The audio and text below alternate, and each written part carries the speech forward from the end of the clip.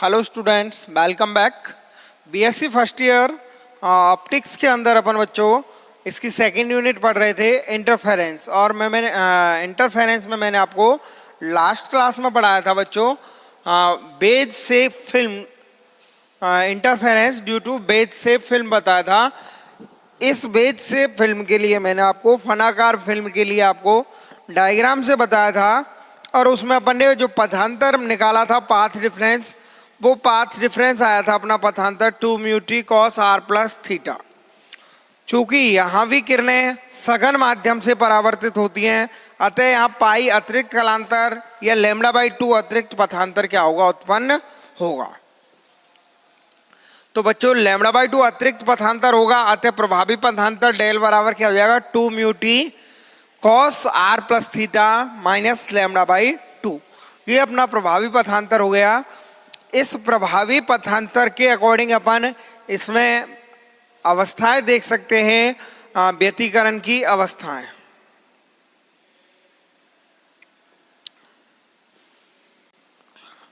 और ये व्यतिकरण की अवस्थाएं बच्चों, पहली संपोषी व्यतिकरण,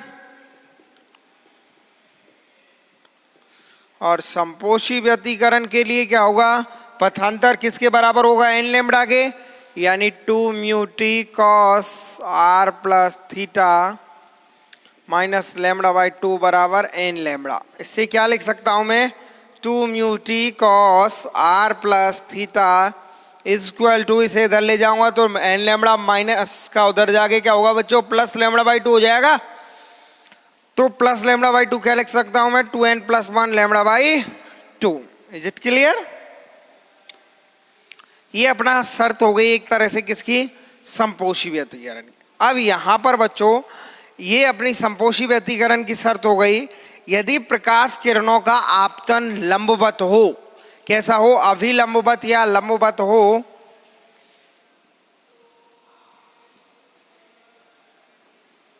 यदि प्रकाश किरणों का आपतन लंबवत हो, इस स्थिति में क्या होगा बच्चों, आपतन कोण आई बराबर कोण आर बराबर 0 हो जाएगा। भाई जब लंबवत है, किरणें लंबवत आपतित हो रही हैं, तो अभिलंब से कितना कोण बनाएंगी, 0, यानी आपतन कोण, और जितना आपतन कोण है अपवर्तन कोण भी उतना ही होगा, यानी अपवर्तन कोण बराबर 0। तो कोण आर बराबर 0 हो जाएगा। तो इससे मैं क्या लिख सकता हूँ, इससे मैं लिख सकता हूँ संपोषी व्यतिकरण या दीप्त के लिए 2 mu T cos theta is equal to 2n + 1 λ/2। ठीक है। इसकी दूसरी अवस्था होगी बच्चों डिस्ट्रैक्टिव, विनाशी व्यतिकरण।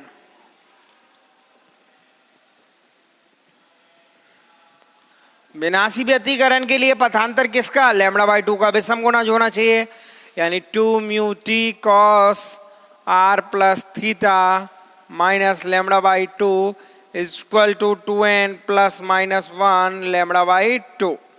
इसको इधर ले जाऊंगा मैं बच्चों, ये माइनस प्लस कैंसिल हो जाएंगे, यानी n लैम्बडा या n + 1 लैम्बडा प्राप्त होगा। तो ये क्या हो गया, 2 mu T cos are plus theta is equal to क्या आ जाएगा बच्चों, n लैम्बडा। क्लियर है भाई? ये अपन इसको क्या n लैम्बडा + λ/2 या n लैम्बडा - λ/2 लिख सकते हैं। तो प्लस λ/2 हुआ तो ये प्लस और प्लस λ/2 + λ/2 पूरा लैम्बडा हो जाएगा, यानी n + 1 लैम्बडा हो जाएगा। n लैम्बडा + लैम्बडा का मतलब n + 1 लैम्बडा है, n + 1 का मतलब वही पूर्णांक संख्या, तो ये n लैम्बडा ही आएगा। 2 mu T cos are plus theta बराबर n लैम्बडा। ये किसकी, अदीप्त या विनाशी की प्रतिबंध। और वही यदि आपतन कैसा हो, प्रकाश किरणों का आपतन लंबवत हो, तो कोण आई बराबर कोण आर बराबर 0। तो क्या हो जाएगा बच्चों, विनाशी व्यतिकरण के लिए। तो इस प्रकार से बच्चों लंबवत आपतन के लिए विनाशी व्यतिकरण का प्रतिबंध हो जाएगा 2 म्यू टी कॉस आर या 2 mu T cos theta is equal to n lambda. तो ये संपोषी और विनाशी व्यतिकरण हो गया। अब फनाकार फिल्म से अपन क्या निकालेंगे, फनाकार फिल्म से व्यतिकरण में फ्रिंज चौड़ाई का मान, फ्रिंज विड्थ का मान, फ्रिंज विड्थ आप जानते हो क्या होती है बच्चों? फ्रिंज विड्थ होती है दो क्रमागत दीप्त अथवा दो क्रमागत अदीप्त फ्रिंजों के बीच की दूरी को या फ्रिंजों के मध्य की दूरी को क्या कहते हैं? फ्रिंज चौड़ाई कहते हैं, फ्रिंज विड्थ कहते हैं। माने कि अपन बात कर रहे हैं जैसे एन भी दीप्त फ्रिंज और n+1 भी दीप्त फ्रिंज, दोनों के मध्य की दूरी, या एन भी दीप्त फ्रिंज और n-1 भी दीप्त फ्रिंज के मध्य की दूरी, या एन भी दीप्त फ्रिंज और n+1 भी या n-1 भी अदीप्त फ्रिंज, दोनों अदीप्त अदीप्त या दोनों दीप्त दीप्त, इनके मध्य की दूरी को अपन क्या कहते हैं बच्चों? फ्रिंज चौड़ाई कहते हैं। तो तीसरा पॉइंट है इसका फ्रिंज चौड़ाई।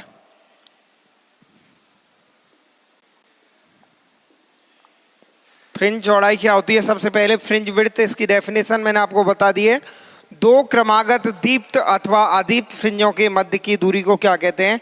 फ्रिंज चौड़ाई कहते हैं।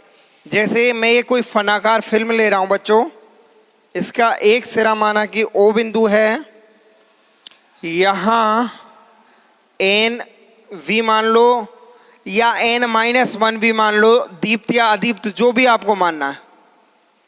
अब आप कहोगे सर ऐसे कैसे जो भी मानना, मतलब मैं कहना चाह रहा हूं बच्चों कि देखो फ्रिंज चौड़ाई का मतलब क्या है? दो क्रमागत दीप्त अथवा दो क्रमागत अदीप्त फ्रिंजों के मध्य की दूरी को क्या कहते हैं? फ्रिंज चौड़ाई कहते हैं। तो क्रमागत दीप्त का मतलब NV दीप्त तथा n+1 भी दीप्त क्रमागत हुई, तथा n-1 भी और NV दोनों दीप्त, ये भी क्रमागत हुई। ऐसे ही बच्चों NV अदीप्त या n+1 भी अदीप्त, NV अदीप्त तथा n+1 भी अदीप्त, या n-1 भी अदीप्त और NB अदीप्त, ये भी क्या हुई? क्रमागत हुई। तो दीप्त ले लो या अदीप्त ले लो, NV तथा n+1 भी ले लो, या n और n-1 भी, कोई सी क्रमागत ही होंगी। NB और n+1 भी क्रमागत है, n-1 और NV क्रमागत है। और फ्रिंज चौड़ाई दो क्रमागत दीप्त या दो क्रमागत अदीप्त फ्रिंजों के मध्य की दूरी को फ्रिंज चौड़ाई कहते हैं। अब आप कहोगे सर दीप्त और अदीप्त तो अलग अलग है।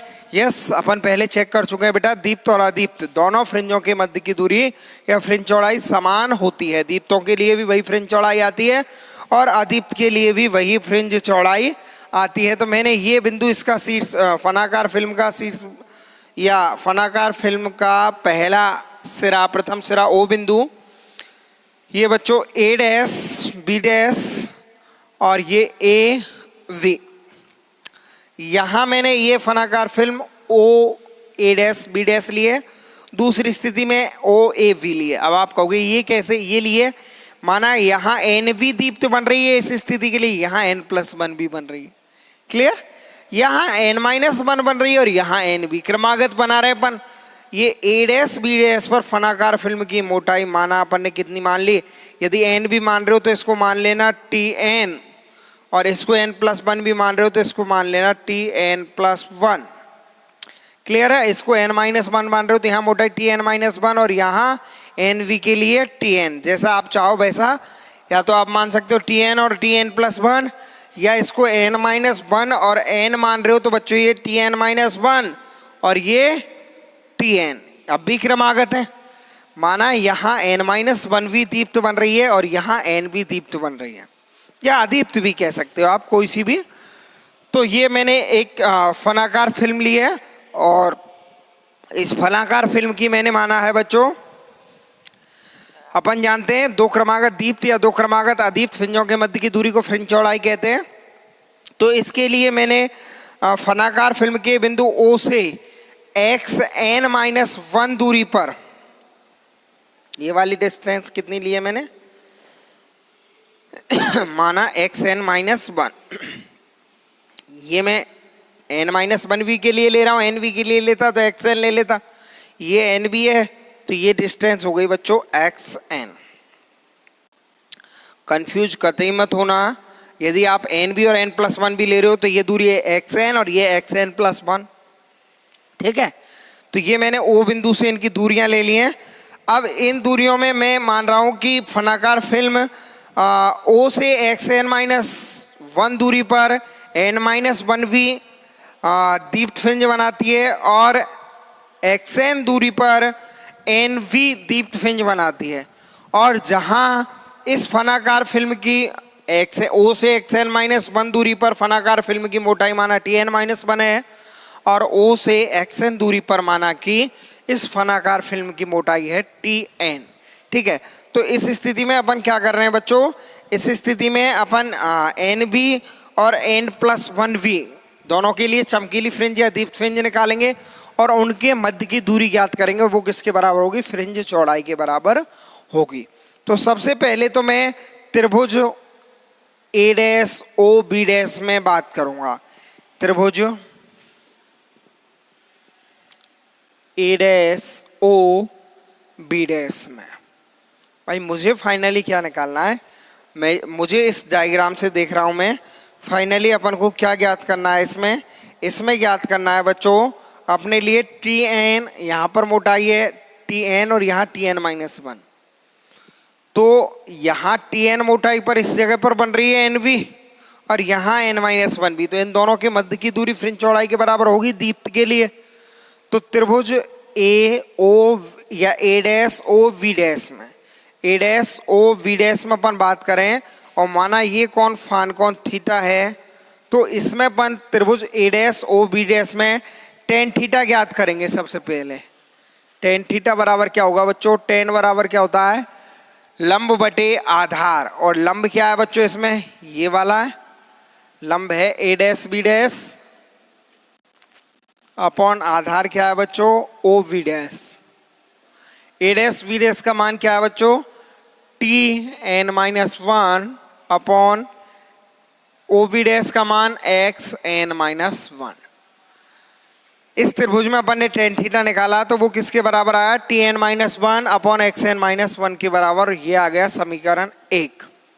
अब लगाऊं मैं त्रिभुज AOV में, इसमें भी अपन AOV में टेन थीटा लगाएंगे तो त्रिभुज AOV में टेन थीटा बराबर क्या होगा बच्चों, वो ही लंब बटे आधार से लंब हो गया Tn, डायरेक्ट लिख देता हूं मैं, और आधार हो गया xn। समीकरण नंबर 2, टेन थीटा निकाल लिया अपन ने। तो इस स्थिति में बच्चों समीकरण 1 से आप देखोगे, समीकरण 1 से xn बराबर क्या होगा, xn-1 बराबर क्या होगा, क्योंकि फाइनली अपन को तो ये xn और xn-1 यहाँ पर nv दीप्त बन रही है, यहाँ n-1 भी दीप्त, इनके मध्य की दूरी ज्ञात करनी है। तो xn-1 बराबर क्या हुआ, Tn-1 अपॉन टेन थीटा।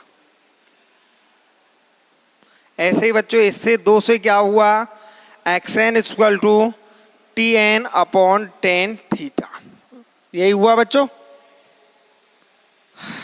अब आप देखोगे यहाँ पे अपन जानते हैं दीप्त फ्रिंजों के लिए फ्रिंज चौड़ाई,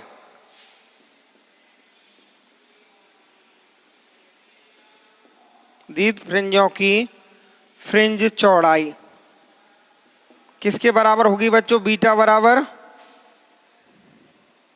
xn, nv दीप्त फ्रिंज और n-1v दीप्त फ्रिंज के मध्य की दूरी, यही होगी बच्चों।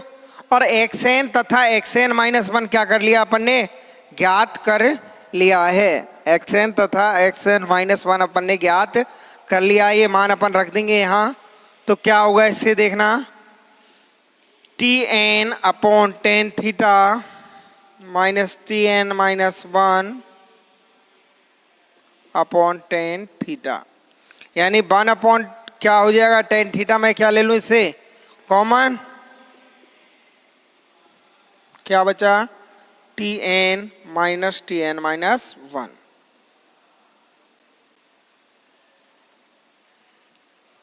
ये किसके बराबर बचा, बीटा फ्रिंज चौड़ाई के बराबर। अब फाइनली अपन को फ्रिंज चौड़ाई ज्ञात कर ली। अब बच्चों इस फ्रिंज चौड़ाई में अपन क्या ज्ञात करेंगे, Tn और Tn-1 के मान रखेंगे।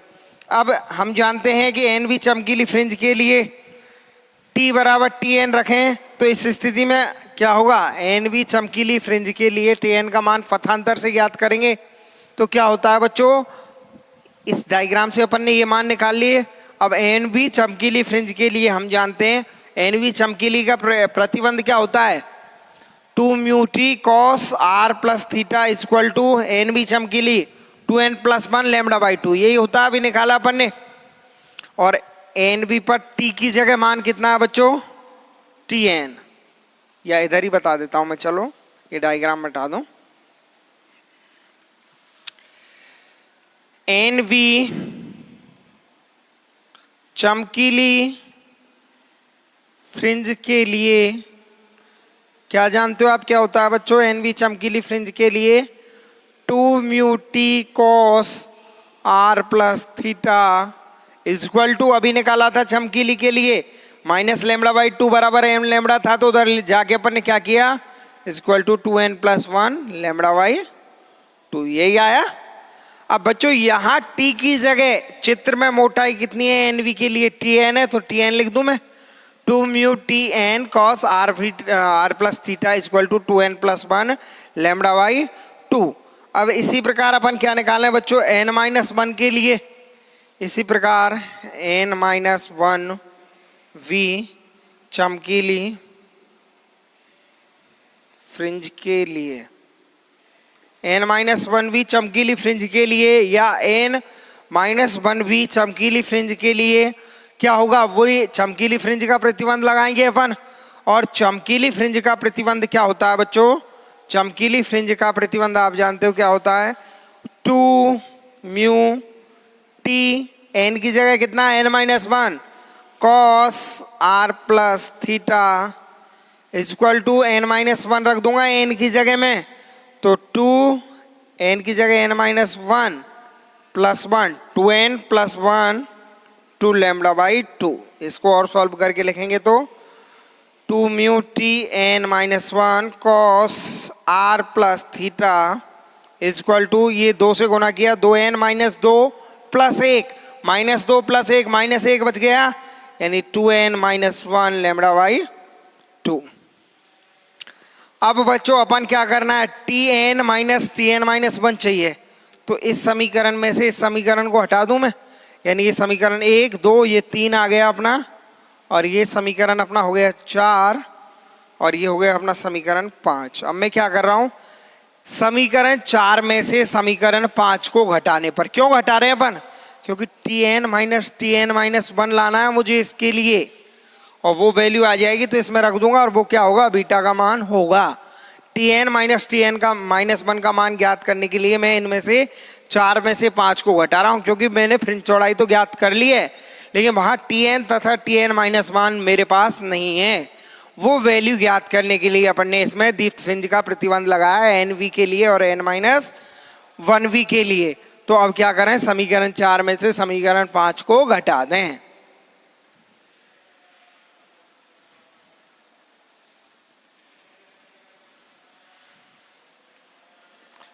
समीकरण 4 माइनस समीकरण 5 करने पर बच्चों 4 में से 5 को घटाएंगे तो देखना आप, इधर 2 mu cos are plus theta common आ जाएगा, 2 mu cos are plus theta. बच्चों यहाँ 4 में से घटाया तो यहाँ क्या बचा, tn -5 में tn - 1 इक्वल टू, बच्चों इसमें से 2n + 1 into lambda by 2 -2n - 1 into lambda by 2। इसमें से अपन घटाएंगे, लैम्डा बाई 2 कॉमन ले लिया तो 2n + 1 - 2n + 1, यानी क्या बचेगा, 2n से 2n तो क्या हो जाएगा बच्चों, कैंसिल हो जाएगा। करके देख लो आप क्या बचेगा, 2n लैम्डा बाई 2 कॉमन ले दूं, 2n + 1 - 2n - 1, यही है। इसको अपन लिख सकते हैं 2 mu cos are plus theta tn - 1। बच्चों देखना ये माइनस से माइनस का हो गया और ये प्लस का हो गया, तो लैम्डा बाई 2 और 2n + 1 - 2n + 1 कैंसिल हो गया, क्या बचा बच्चों, 1 और 1 2, यानी ये 2 से 2 क्रॉस आउट हो जाएगा तो लैम्बडा बचेगा। और इससे मैं Tn माइनस 1 का मान ज्ञात करूं तो इधर तो लैम्बडा बचा है केवल, इसका इधर भाग दे देंगे। तो इस स्थिति में Tn minus 1 is equal to lambda upon 2 mu cos r plus theta, समीकरण नंबर 6। और समीकरण 6 से Tn माइनस 1 का मान समीकरण 3 में रखने पर, यानी समीकरण 3 व 6 से, समीकरण 3 व 6 से बात करेंगे बच्चों तो बीटा इज इक्वल टू क्या होगा, beta is equal to 1 upon tan theta, और Tn माइनस 1 की जगह क्या रखेंगे अपन बच्चों, लैम्बडा अपॉन, तो क्या आएगा, लैम्बडा सीधा लिख देता हूं मैं, lambda upon 2 mu tan theta cos r plus theta, ये आएगा 2 mu tan theta cos r plus theta, lambda upon tan theta 2 mu cos r plus theta, ये फ्रिंज चौड़ाई का मान आ गया। अब यदि बच्चों, यदि आपतन कोण, यानी आपतन प्रकाश किरणों का आपतन कैसा हो, लंबवत, यदि प्रकाश किरणों का आपतन लंबवत हो, प्रकाश किरणों का आपतन लंबवत हो तो कोण I इक्वल टू कोण R इक्वल टू क्या है बच्चों, कोण I इक्वल टू कोण R इक्वल टू क्या आ जाएगा, 0। और ये R 0 हो गया तो क्या बचेगा, beta equal to lambda upon 2 mu tan theta cos theta. और इसको क्या लिख सकते हैं बच्चों, आप देखोगे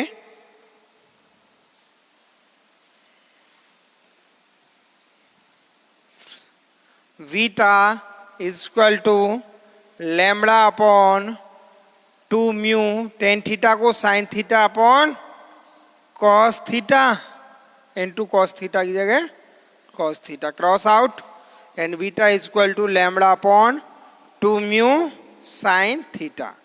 और बच्चों थीटा अल्फ हो तो उस स्थिति में साइन थीटा लगभग बराबर क्या लिख सकता हूं मैं, थीटा के बराबर।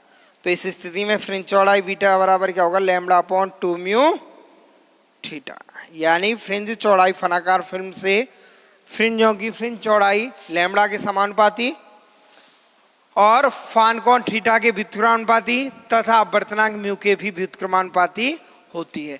ये अपन ने ज्ञात किया। कैसे ज्ञात किया बच्चों, इसके लिए अपन ने xn दूरी पर तथा फिल्म की मोटाई Tn ली। उस स्थिति में अपन ने क्या माना, उस स्थिति में अपन ने माना NV दीप्त फ्रिंज बन रही है, दीप्त वलय बन रही है। इसी प्रकार पहले सिरे से xn-1 दूरी पर तथा फनाकार फिल्म की मोटाई Tn-1 पर माना n-1 भी दीप्त वलय बन रही है। अब NV और n-1V दोनों के मध्य की दूरी क्या होगी, NV दीप्त और n-1V दीप्त फ्रिंजों के मध्य की दूरी फ्रिंज चौड़ाई के बराबर होगी। तो इसके लिए अपन को NV xn दूरी पर बन रही है और n-1 भी xn-1 दूरी पर, यानी फ्रिंज चौड़ाई xn-1 के बराबर होगी। ये ज्ञात करने के लिए अपन ने xn और xn-1 का मान निकाला। कैसे, त्रिभुज A'OB' और त्रिभुज AOB से tan थीटा लगा के अपन ने मान निकाला। तो उससे xn बराबर आया बच्चों, xn का मान आया था अपना Tn अपॉन tan थीटा और xn-1 का मान आया था Tn-1 अपॉन tan थीटा।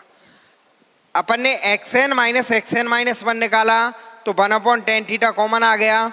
क्या बचा, 1 अपॉन tan थीटा कॉमन ले लिया, Tn-1। अब मान रह गया अपन का Tn और Tn-1 का ज्ञात करना। वो फ्रिंज चौड़ाई का मान हो गया था। इसके बाद Tn-1 का ज्ञात करने के लिए अपन ने NV दीप्त का प्रतिबंध लगाया जहाँ की मोटाई Tn मानी, और n-1V दीप्त का, जबकि जो फ्रिंज है फनाकार उसकी मोटाई Tn-1 है, प्रतिबंध लगाया। उससे क्या किया, एन वी दीप्त के प्रतिबंध से n-1 वी दीप्त का प्रतिबंध घटाया तो उससे Tn-1 का मान आया, वो मान अपन ने रखा और फ्रिंज चौड़ाई का मान आ गया। और बच्चों फ्रिंज चौड़ाई का मान उसके आगे सॉल्व करने के लिए मैंने क्या किया, यदि प्रकाश किरणें जो आपतित हो रही हैं, माना वो कैसी आपतित हो रही हैं, लंबवत आपतित हो रही हैं, तो लंबवत आपतन के लिए अपन मान सकते हैं कोण I बराबर कोण R बराबर 0, तो λ/2 म्यू tan थीटा cos थीटा, क्योंकि कोण R तो क्या हो गया cos R प्लस थीटा की जगह R तो 0 हो गया तो cos थीटा बच गया। tan थीटा को अपन sin theta upon cos theta लिख सकते हैं, cos थीटा क्रॉस आउट हो जाएगा, 2 म्यू sin थीटा बचेगा नीचे, यानी λ/2 म्यू sin थीटा। और बेटा यदि थीटा अल्प है तो sin थीटा लगभग बराबर होगा थीटा के।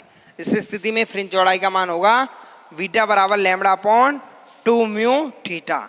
इट मीन्स क्या होगा, फ्रिंज चौड़ाई फनाकार फिल्म से फ्रिंज चौड़ाई का मान तरंग दैर्घ्य के समानुपाती होता है और अपवर्तनांक म्यू के व्युत्क्रमानुपाती होता है और फान कोण थीटा के व्युत्क्रमानुपाती होता है। यानी इस स्थिति में जो फनाकार फिल्म बनेगी वो किसके समानुपाती होगी, फ्रिंज चौड़ाई उसकी फ्रिंज चौड़ाई होगी बच्चों तरंग दैर्घ्य लैम्ब्डा के समानुपाती होगी। आज की क्लास के लिए अपन इतना ही पढ़ेंगे। नेक्स्ट टॉपिक आपका न्यूटन रिंग, न्यूटन बल है, वो पढ़ेंगे बच्चों अपन नेक्स्ट क्लास में। न्यूटन बल है अगली क्लास में पढ़ेंगे। आज के लिए धन्यवाद।